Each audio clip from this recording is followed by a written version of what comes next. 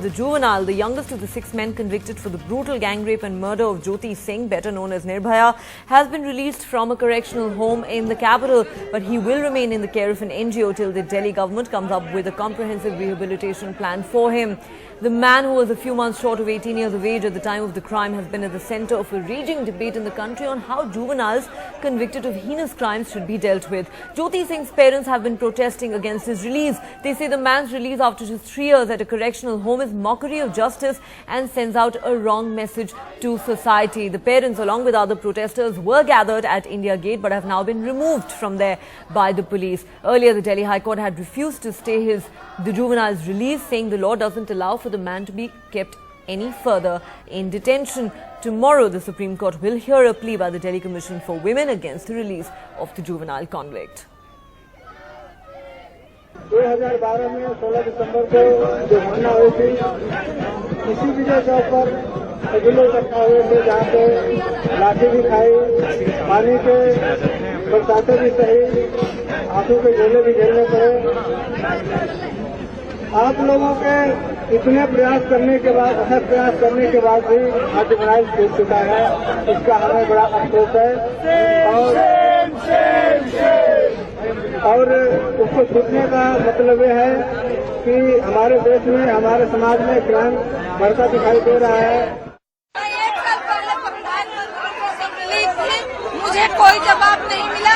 आज फिर मैं मिलना चाहती हूँ कि आखिर मुझे इंसाफ कब मिलेगा। हमें पास 2 मिनट का मिलने का समय दिया जाए माननीय प्रधानमंत्री जी। लेकिन लास्ट में जो शुक्रवार का फैसला आया, मुझे निराशा हो गई, मुझे इंसाफ नहीं मिलेगा, इसलिए मैं रोक रही हूँ। इसका कारण सरकार है, हमारी कानून व्यवस्था है। होने का कारण हमारी सरकार को जाता है, हमारी न्याय व्यवस्था को जाता है। And tracking that story for us is my colleague Ishadrata, who now joins us from the capital. Ishadrata, Jyoti Singh's parents and other protesters were gathered at India Gates a short while ago. The police removed them from there. Where have they been taken now? Well, Neha, from what we know right now, that they have Nirbhaya's parents as well as the protesters who were here since the evening have been taken away in buses to the Parliament Street police station, where they have been detained.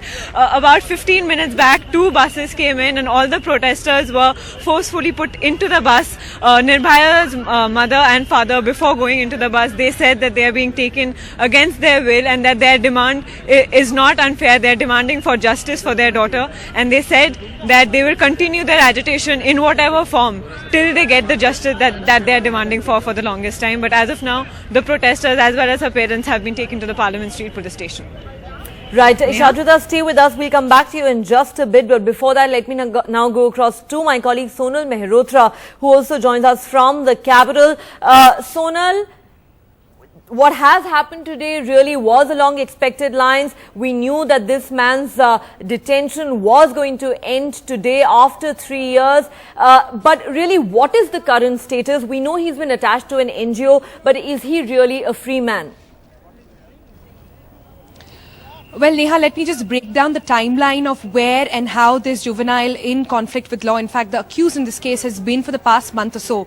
He was at the correctional home at Majnu Ka Tila, around that area, for the past 3 years. We know that on 9th of December, I'm now being told, he was moved to a safe location by the Delhi police for security purposes. And from there, on today at 5 o'clock, he's now been moved to an NGO. We have the location of the NGO, we've got a confirmation from them, but we cannot release those details for the safety and security of this young man who's now turned 21. We also have details now that since he's an adult now, he also filed, signed on a consent paper to actually go and be in the care of this NGO.